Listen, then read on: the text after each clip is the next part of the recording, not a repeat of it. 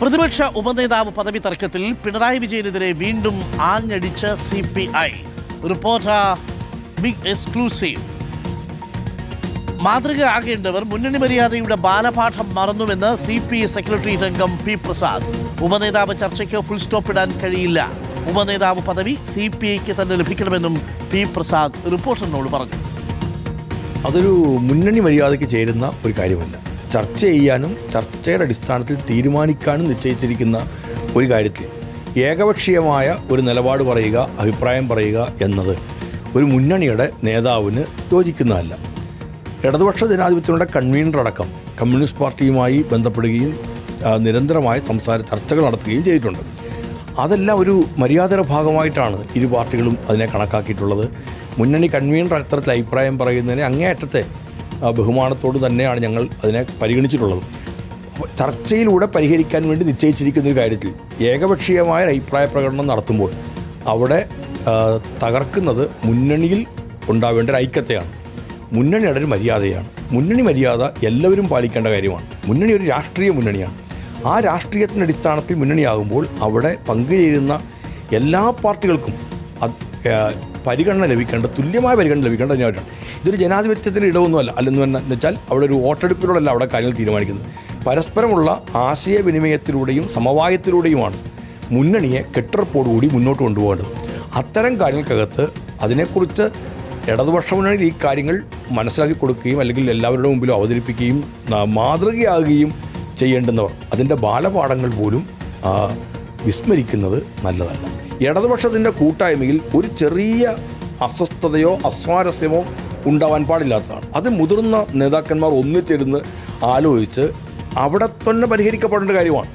അത്തരമൊരു കാര്യത്തിൻ്റെ പരിഹാരം ഉണ്ടാവാതിരിക്കുമ്പോൾ ആ പരിഹരിക്കുന്ന ഇടത്തെക്കുറിച്ച് ആലോചിക്കുകയും അല്ലെങ്കിൽ പരിഹരിക്കാനുള്ള ചർച്ചകൾ അല്ലെങ്കിൽ മറ്റു കാര്യങ്ങളൊക്കെ ഉണ്ടാവും എന്ന് പറയുകയും ചെയ്യുന്നവരിടത്ത് LDFിൻ്റെ കൺവീനറും CPIMൻ്റെ സംസ്ഥാന സെക്രട്ടറിയും എല്ലാം ആ കാര്യം ചർച്ചയിലൂടെ പരിഹരിക്കും എന്ന് പറയുന്നത് അത് വളരെ പോസിറ്റീവാണ്. അതിനപ്പുറത്തേക്ക് പറയുമ്പോൾ അവിടെ ഇല്ലാണ്ടായി പോകുന്നത് നേരത്തെ പറഞ്ഞ ചില ധാരണകളും രീതികളുമാണ്. അതൊരു മുന്നണിയെ കെട്ടുറപ്പോടുകൂടി മുന്നോട്ട് കൊണ്ടുപോകുന്നതിന് സഹായകമാവുകയില്ല എന്നുള്ളതുകൊണ്ടാണ് അതും മുതിർന്ന നേതാക്കളുടെ ഭാഗത്ത് നിന്ന് ഒരിക്കലും അത്തരമുള്ള പ്രതികരണമല്ല മുന്നണിയിലെ കക്ഷികളോ കേരളത്തിൻ്റെ സമൂഹമോ ആഗ്രഹിക്കുന്നത്, പ്രതീക്ഷിക്കുന്നത്. ആദിൽ പാലോടുണ്ട് കൂടുതൽ വിവരങ്ങളുമായി. പിണറായി വിജയന്റെ പ്രതികരണം ഉണ്ടായിട്ടുണ്ട്. അതിൽ നമുക്കൊപ്പം ചേരുന്നുണ്ട്. അതിൽ പ്രതിപക്ഷ ഉപനേതാവ് പദവിയിൽ കടുപ്പിച്ചു തന്നെയാണ് CPI. ഒരിളവുമില്ല എന്നുള്ളതാണ്. ഒരുപക്ഷെ ഓണം കഴിഞ്ഞാൽ കടുത്ത തീരുമാനങ്ങളിലേക്ക് പോകുമെന്ന സൂചനയാണോ പി പ്രസാദിന്റെ വാക്കുകളിലുള്ളത്?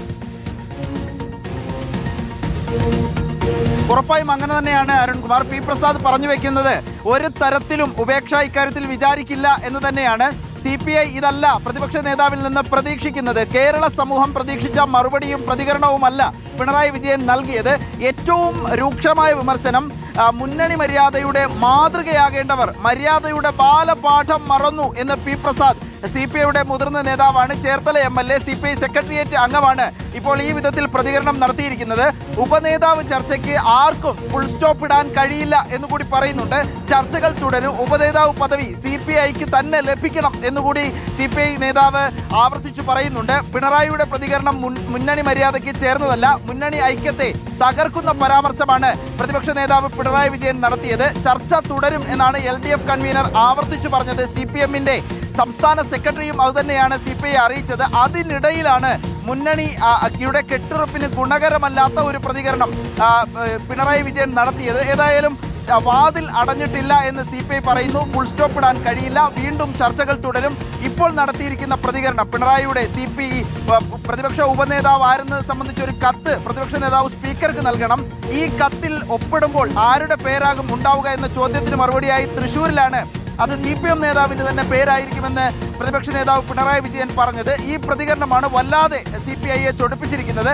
ഓണ ആഘോഷവും മറ്റുമൊക്കെ കഴിഞ്ഞ് ഒരാഴ്ചക്കൊക്കെ ശേഷം നേതൃയോഗങ്ങൾ ചേരുമ്പോൾ കടുത്ത നിലപാടിലേക്ക് പോകും എന്ന് തന്നെ CPI നേതാക്കൾ പറയുന്നു. അതിന്റെ ഭാഗമായാണ് അതിരൂക്ഷമായ വിമർശനം പിണറായിക്കെതിരെ ഉയർത്തുന്നത് CPI നേതാക്കൾ തുടർച്ചയായി. അരുൺ.